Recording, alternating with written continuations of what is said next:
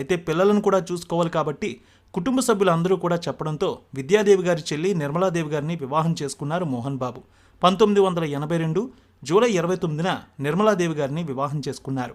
నిర్మలాదేవి గారు ఇద్దరు పిల్లల్ని తన సొంత బిడ్డల్లా పెంచారు. అయితే ఈ జంటకి 1984 మే 20న మంచు మనోజ్ జన్మించారు.